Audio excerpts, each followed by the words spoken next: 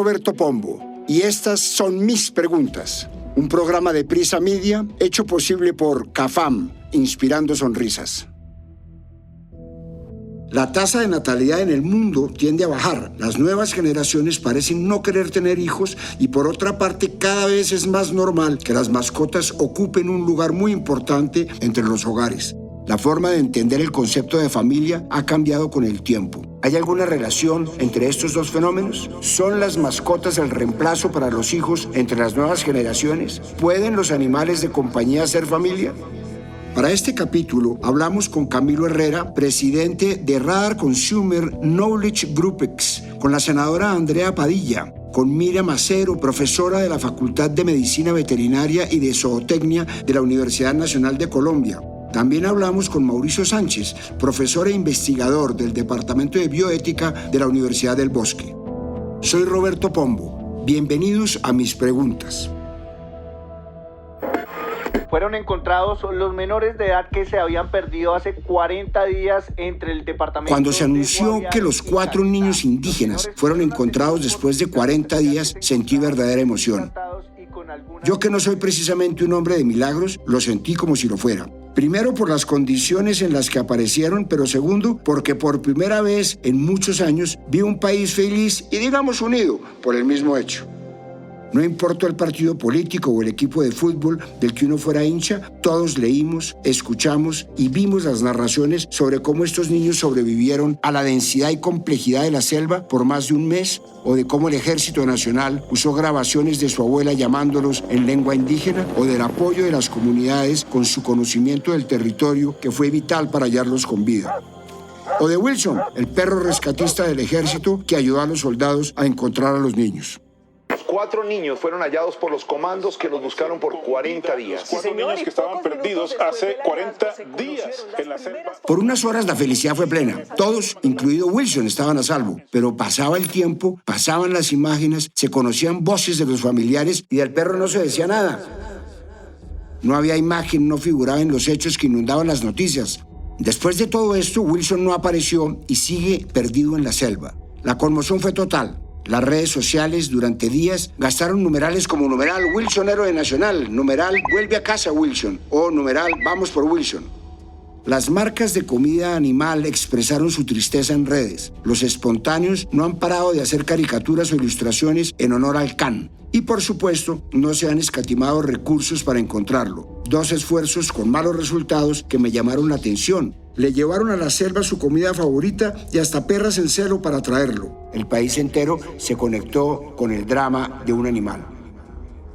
A mi cabeza comenzaron a llegar imágenes de lo normal que es ahora ver perros en restaurantes, bares, centros comerciales, y no pude recordar cuándo comenzó a volverse algo tan normal como la desaparición de los fumadores del espacio público. Creo que el cambio fue paulatino y tomó más fuerza después de la pandemia. Desde este episodio de Wilson no paro de ver lo relevante y mezclado que está el mundo humano con el perruno. Ahora en los centros comerciales tienen por igual espacios para niños y espacios para mascotas. Afuera de los supermercados hay una especie de parqueaderos para dejar a los perros, y cuando salgo a la ciclovía no dejo de ver tacitas con agua y ventas de paletas que no son precisamente para mí. Sin duda, algo está cambiando. Solo en lo corrido del año, en Bogotá se han presentado 900 solicitudes de adopción de perros y gatos y 285 se han entregado en adopción, y desde enero de 2020 hasta hoy han dado en adopción más de 2.400 animales de compañía, según datos del Instituto Distrital de Protección y Bienestar Animal. Y eso que estos números no incluyen los animales rescatados directamente, los que son adoptados en fundaciones particulares y los que son comprados. Se me viene a la cabeza el concepto de pet friendly, espacios amigables con las mascotas, algo que en mi juventud era impensable, pero tal vez ahí empezó toda esta revolución. El mito dice que fue un invento de Google y Amazon cuando permitieron a sus empleados dejar llevar sus mascotas a la oficina. Ya no solo el concepto es ampliamente utilizado, sino que podría dar un salto a partir de un proyecto de ley aprobado en primer debate de la Comisión Séptima. El proyecto pretende que se permite el ingreso de mascotas a espacios públicos y privados como centros comerciales, restaurantes, bancos, parques, plazoletas, incluso el transporte masivo. Y según el autor, el representante conservador Juan Carlos Wills, su iniciativa pretende evolucionar en el concepto de familia multiespecie, bastante liberal. Seguí buscando números y hechos notorios sobre el tema y encontré una encuesta hecha en diciembre de 2020 por la plataforma digital de alojamientos Airbnb. Las búsquedas de jardines y patios han aumentado un 343% comparado con datos de 2019. Pet Friendly es la búsqueda más común entre las opciones y el filtro de ¿se permiten mascotas? Se había usado 65% más desde enero comparándolo con el mismo periodo del año anterior. Se me vino a la mente otra anécdota más reciente. En septiembre del año pasado, el senador del Centro Democrático, Alirio Barrera, llegó al Congreso en su caballo Pasaporte, después de que el entonces presidente del Congreso, Roy Barreras, anunciara que ese espacio sería pet friendly y que los senadores y representantes podrían llevar sus mascotas. En diciembre del año pasado hubo una nueva controversia en redes sociales, como es usual, y esa vez se trató de una denuncia que hacía un usuario de Twitter que señalaba que en el vuelo que tomó entre Bogotá y Sao Paulo iba con una gran cantidad de perros en cabina. Luego nos enteramos de que eran en total 25 mascotas, todas de soporte emocional, que iban incluso en los pasillos. Ya es claro que el mundo de las mascotas llegó para quedarse, que la adaptación de espacios, el desarrollo de servicios para perros y gatos va en alza, pero me surge una pregunta. ¿Puede una mascota considerarse un miembro de la familia? Por eso recordé una noticia de 2019 que podría darme luces. Una pareja, o expareja, porque se habían separado, acudió a una comisaría de familia en Medellín para resolver la custodia de su mascota. El caso dejó al comisario encargado en un problema, porque no existe jurisprudencia que trate de ese tipo de casos. Las mascotas no son hijos. Lo más parecido es la ley 1774 de 2016, que declara a los animales como seres sintientes y no como cosas. Les garantiza derechos para que no sean objeto de abusos y les garantiza protección contra el sufrimiento y el dolor, especialmente causado por humanos. Sin embargo, esta misma ley también los declara como bienes muebles, es decir, son parte de una familia tanto como el televisor o un carro. Pero a pesar del vacío legal, el comisario aceptó el caso y se las apañó como pudo para evitar que este chicharrón no llegara a la Corte Constitucional. Finalmente, se acordó que uno de ellos tenía a la mascota por 2 semanas y el otro por 1, y que se repartían los gastos y los dos seguirían figurando como dueños. Eso sí, quedó establecido un importante precedente, el de una conciliación por la tenencia de un animal. En mayo del año pasado, el Juzgado 51 Civil del Circuito de Bogotá falló una tutela a favor de un ciudadano al que el IDRD le prohibía entrar con sus perros a un parque público. El texto aduce que, comillas, su grupo familiar se encuentra integrado por su esposa e hija y sus 4 perros, cierro comillas. Es decir, este juzgado reconoció la existencia de una familia multiespecie. Se van sentando precedentes. Puede llegar Colombia a un escenario como el de España, en el que la Ley 17 de 2021 determinó que los animales de compañía son seres vivos dotados de sensibilidad y miembros de la familia y considerados como hijos en caso de una separación. Hablo con la senadora y defensora de animales, Andrea Padilla. Esto me dice.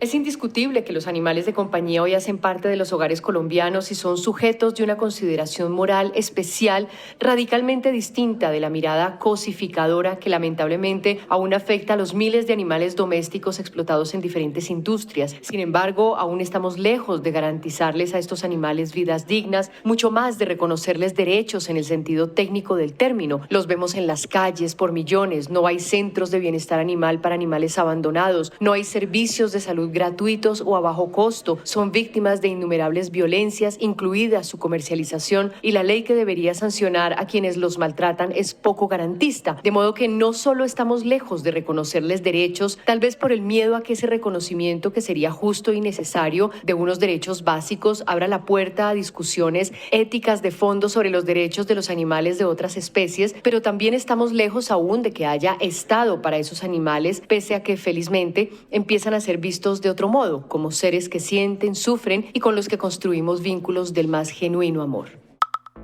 Según FENALCO, al menos el 43% de los hogares en Colombia tienen una mascota. La firma Brandstrat hizo una medición y su cálculo es que 6 de cada 10 hogares tienen mascota.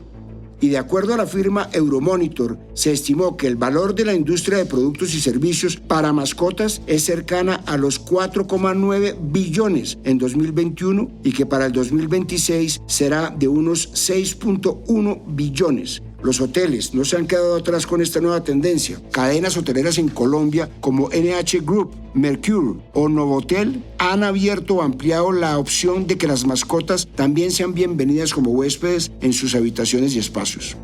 De acuerdo con Consumer Track de la firma Radar, el 52,21% de los hogares en las 5 ciudades principales tienen mascotas, siendo Barranquilla la ciudad donde más declaran tener. Se tienen entre 1 y 2 mascotas, asignando menos de 100.000 pesos al mes para la manutención. La mascota que más dicen tener son los perros, con un 67,6%, seguido por los gatos, con un 43,5%. Hemos visto aparecer líneas de negocios que hace solo unos 15 años hubieran parecido un chiste. Hoteles, spa y guarderías exclusivas para mascotas. Hemos visto cómo han nacido, o por lo menos crecido, servicios como los seguros y servicios funerarios para mascotas. Voy a traer un ejemplo más claro y reciente. Hace unos días, mientras caminaba por la carrera 7ª, un joven me extendió un volante con publicidad y me ofreció descuento de 15% llevando ese papelito al negocio que promovía. Cuando lo vi, me di cuenta de que era un centro de tratamiento de medicina alternativa para perros y gatos. Pero todo esto último solo habla de plata y del impresionante negocio del mundo de las mascotas. Hablemos del corazón, de los sentimientos, que también se pueden medir con cifras. El Target Group Index de la firma Kantar y Bope Media arrojó que para el 85% de los dueños de perros y gatos, la mascota que vive con ellos es considerada como parte de la familia. Dura realidad para el católico, fan del Papa que ama a los animales. E oggi anche con l'orfandà c'è un certo egoismo. Parlavo sull'inverno demografico, no? Si vede che la gente non vuole avere figli, o almeno uno e niente di più, no? E tante coppie non hanno dei figli perché non vogliono, o hanno uno e non di più, ma hanno 2 cani, 2 gatti. E sì, i cani e i gatti occupano il posto dei figli. Sì, fa ridere, capisco, ma è la realtà. Questo rinnegare la paternità e la maternità ci diminuisce, ci toglie umanità. Si no entendió el italiano, se lo traduzco. Comillas, hoy vemos una forma de egoísmo con nuestros huérfanos. El otro día estaba hablando sobre el envejecimiento de la población. La gente ya no quiere tener hijos, de pronto quieren tener uno y no más, pero tienen 2 perros, 2 gatos. Perros y gatos son la sustitución de los hijos. Sí, es gracioso, entiendo, pero es la verdad. Negar la paternidad o maternidad nos disminuye, nos quita nuestra humanidad. Cierro comillas. Eso mismo lo había dicho antes aquí en Colombia y con la misma claridad el padre Alfonso Llano, sacerdote jesuita. Hasta hace unos años, lo normal era escuchar, a modo de dato curioso, que en China solo se podía tener un hijo. Pues la cosa ya cambió y desde 2021 permite tener hasta 3 hijos y están en una cruzada en sus medios públicos por invitar a su pueblo a tener más. Otro ejemplo de la reducción de la natalidad es que en 2019 la tasa de fertilidad de Corea del Sur cayó a una cifra mínima histórica de 0,92, es decir, menos de un hijo por cada mujer, la tasa más baja en los países del primer mundo. Los datos en Colombia también muestran una desaceleración en la cantidad de personas nacidas. Mientras la tasa de natalidad en el año 2003 era de 20,44%, para 2021 fue de 14,20%. Y si lo comparamos con datos más viejos, la diferencia se hace cada vez más grande. El año pasado nacieron 569.311 personas en el país, es decir, una tasa de nacimiento de algo así como 11%, la más baja en los últimos 5 años. Tienen razón el Papa y el Padre Llano cuando dicen que se deshumaniza al hombre cuando reemplaza a sus hijos por animales. ¿Tienen razón los que se consideran padres de un perro o un gato? Le traslado la pregunta al experto en bioética Mauricio Sánchez. Esto nos dice. El tema que nos convoca el día de hoy tiene sin duda pues muchísimas variables, tiene una complejidad muy alta porque además estas variables están interconectadas. A mí me gustaría hacer énfasis en una de ellas que tiene que ver con la forma en que actualmente nuestra sociedad percibe a otras especies y cómo esto impacta en la forma de relacionamiento con esas otras especies. De manera concreta hoy podemos percibir que nuestra sociedad ha tenido la posibilidad de asignarle estatus moral a los animales de otras especies y eso hace que entonces los percibamos de manera diferente, es decir, no son cosas, sino son sujetos con derechos, con capacidad, por ejemplo, en algunos casos de sentir, en algunos casos también con un desarrollo de una conciencia evidente en estas otras especies que hacen que el dolor no sea solamente el simple dolor, sino también podemos hablar de categorías como el sufrimiento. Entonces eso hace que, digamos, la forma de percibirlos de manera diferente ha hecho que nosotros nos relacionemos también de manera diferente con estas otras especies y logremos construir vínculos mucho más cercanos. De ahí que se puede hablar de familias interespecie, por ejemplo. Esa es una de las variables. Otra que podríamos mencionar tiene que ver con la violencia estructural de un modelo económico capitalista dentro del modelo liberal en el que estamos, genera unas violencias estructurales de inestabilidad de los sujetos que les impide proyectarse, ¿no?, a largo plazo y eso hace que impacte de pronto en el tema de esas decisiones de tener o no hijos. Otra tiene que ver sin duda con el tema de la educación, de nuevas y diversas formas de autorrealización de cada uno de los sujetos, ya sean hombres o mujeres, donde el único ideario de realización no es solamente tener hijos, sino que también tiene que ver con realizaciones personales, laborales, y hablan muy bien del tema de la autonomía de los sujetos. Varios especialistas han dicho que no hay una relación causal entre las bajas tasas de nacimiento y el crecimiento en las mascotas. No hay forma de comprobarlo.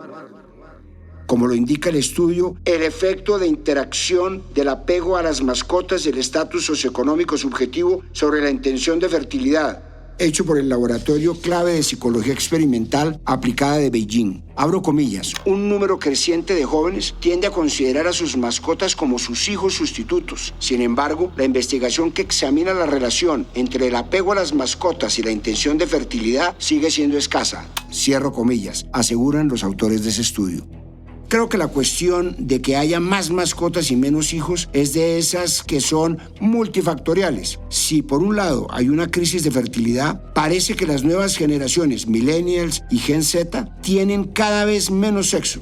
Esto, explican los expertos que han estudiado el tema, tiene que ver, entre muchos motivos, con la disminución del porcentaje de individuos con pareja estable entre los veinteañeros. Tanto es así que un artículo publicado por la revista The Atlantic acertó con un nombre muy adecuado, asegurando que los jóvenes de hoy están retirándose de la intimidad.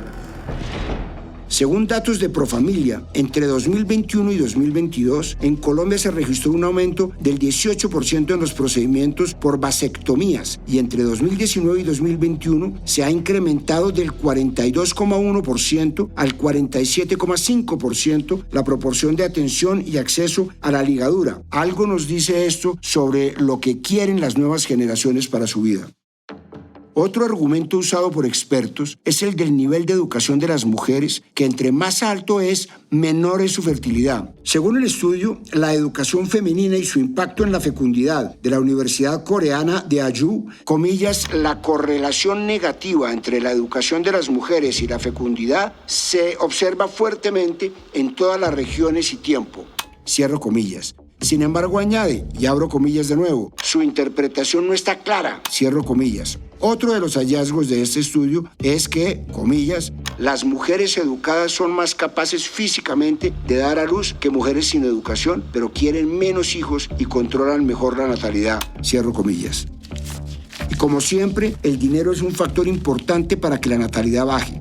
No es un secreto para nadie que las crisis económicas de las últimas décadas han cambiado la forma de vida de las nuevas generaciones. Acceder a una casa propia es casi impensable, o por lo menos es más difícil que hace 30 años. Y la estabilidad laboral es cada vez más difícil, lo que complica la posibilidad de tener los recursos para criar un hijo, que cualquier padre sabrá no son pocos. Eso sumado a que cada vez es más frecuente el deseo de libertad de vivir y trabajar de manera remota desde cualquier lugar del mundo, y en ese plano un hijo es, muchas veces, un obstáculo. Investigando sobre este tema, me encontré con un concepto bastante curioso, DINK, que significa, por sus siglas en inglés, doble ingreso, no hijos. El nombre lo explica un poco. Es un modelo en el que las parejas aprovechan los ingresos de ambos, no para criar hijos, sino para darse un mejor estilo de vida. salir a comer a buenos restaurantes, viajar, comprar lo que siempre han querido. Los videos que muestran esta categoría de familia en TikTok registran 230 millones de visitas. Parece ser un nuevo modelo al que aspiran muchas parejas sin hijos, un nuevo modelo de familia. Un ejemplo de esto es la cuenta en esa red social de una mujer llamada Kate, que en su descripción pone exesposa, ahora una dink, y que cuenta con más de 105,000 seguidores. En su cuenta comparte videoblogs sobre su estilo de vida sin hijos y sin mayores ataduras y preocupaciones. Ha resultado ser todo un éxito, pero este concepto no es nuevo ni se lo inventaron los millennials. De hecho, es bastante viejo. Busqué y lo encontré en un artículo de 1987 de la revista Time en el que explica el fenómeno, aunque en ese momento se creía que era solo un momento de la relación y que en algún punto estas parejas tendrían hijos. El artículo se equivocó en su pronóstico. Y además de los DINK, también existen los DINKWAT, que significa, comillas, doble ingreso, no hijos y con un perro. Cierro comillas, por sus siglas en inglés, que parece convertirse en una nueva tendencia en TikTok, un numeral que supera los 27 millones de visualizaciones. ¿Son irreversibles estos nuevos modelos de familia? ¿Qué impacto puede tener en la jubilación de los adultos en un mundo que tendrá muchos menos jóvenes cotizando? Hablo con Camilo Herrera, presidente de Radar Consumer Knowledge Group. Esto nos dice. El sistema pensional claramente es una institución muy compleja diseñada por los economistas en el siglo XX. Esa institución supone que sistemáticamente hay más jóvenes que mayores o más cotizantes que pensionados. Lo que la historia del mundo muestra es que estamos ante un cambio demográfico que comienza en los 50 del siglo pasado debido a los cambios en el control de la natalidad que empoderan a la mujer en el tema de la planeación familiar de una manera concreta. Desde esas fechas, las tasas de natalidad y de fecundidad vienen reduciéndose en el mundo entero y obviamente Colombia no es la excepción. Aquí hay que considerar que la pandemia o los confinamientos 2020-2022 más o menos tienen un impacto muy importante en este proceso. Si bien las familias se quedaron confinadas durante estos meses, esto no implicaba ni significaba que la natalidad se iba a comportar de la misma manera. De hecho, el hecho del relacionamiento social cambia y la distancia, pues obviamente afecta el contacto social y las relaciones de pareja. Entonces, esto acelera y profundiza la caída de las tasas de fecundidad y de natalidad en el país, lo que pone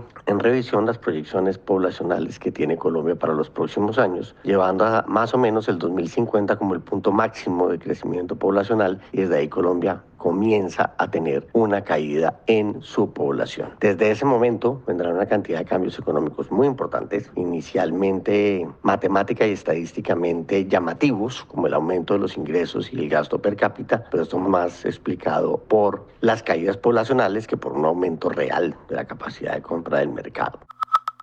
Los sistemas pensionales son una de las instituciones económicas que tienen que entrar en revisión. Digamos que fue una buena idea con el supuesto de crecimiento continuo de población, y al cambiar el crecimiento continuo de población, esa idea debe modificarse. En los 90 lo intentamos con el cambio del sistema pensional pasando al régimen de ahorro individual, cosa que se quiere cambiar en la actual legislatura, en el presente gobierno, para volver al régimen de prima media, que implícitamente tiene el problema demográfico y genera que en el mediano plazo, como está dibujada la idea, será el Estado, por medio del presupuesto nacional, el que pague las pensiones. Es decir, por medio de impuestos, todos pagaremos las pensiones de las personas en el país. Esto es un tema que debe debatirse de manera muy profunda, porque puede llegar a significar un número muy grande del presupuesto nacional y obviamente del Producto Interno Bruto.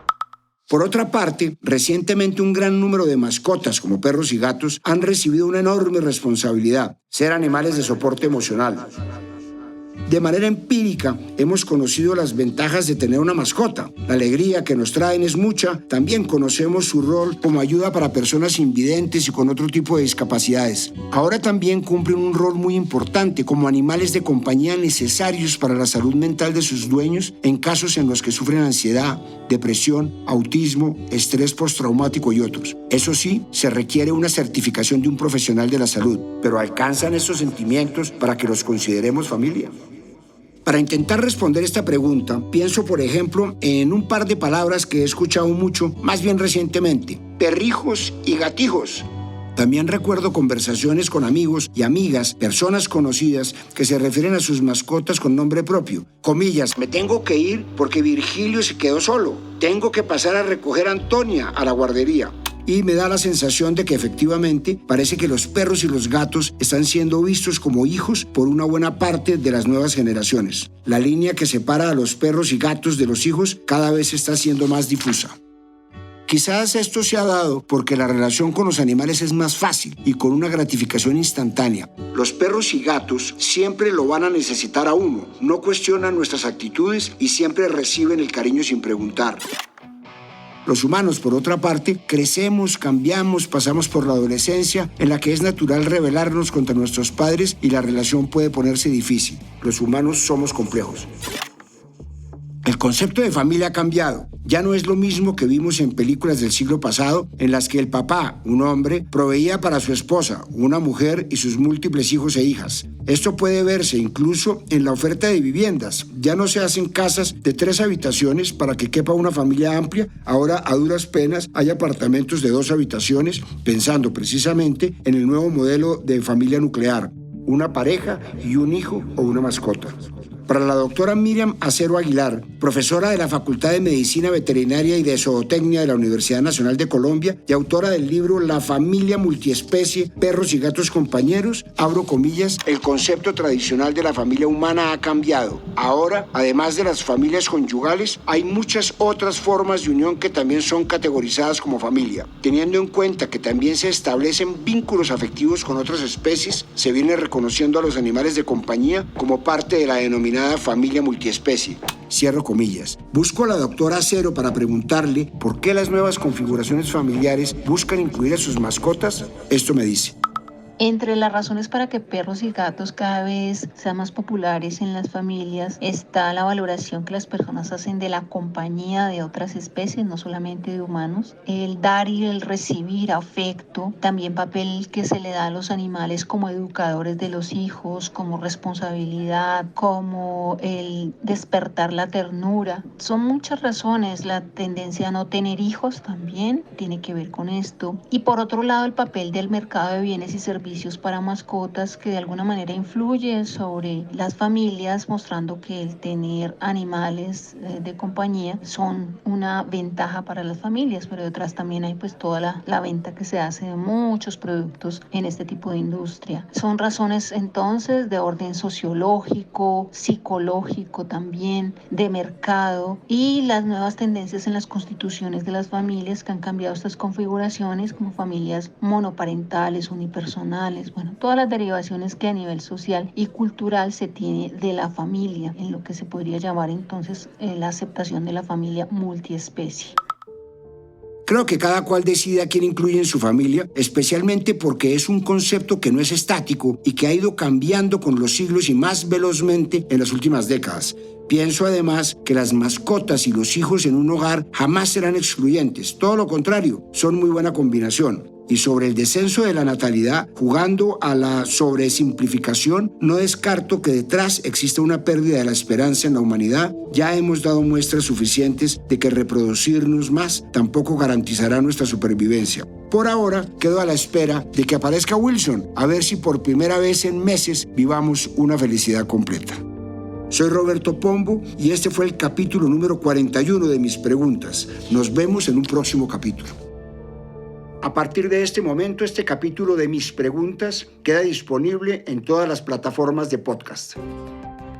Este episodio fue posible gracias a CAFAM, Inspirando Sonrisas. En la dirección, Roberto Pombo. Producción general y guiones, Juan Abel Gutiérrez. Asesor editorial, Daniel Sampero Espina. Investigación y entrevistas, Johnny Rodríguez. Producción de campo, Marcela Salazar. Dirección de sonido y postproducción, Daniel Murcia. Edición de sonido, Juan David Sarmiento y Diego Canastero.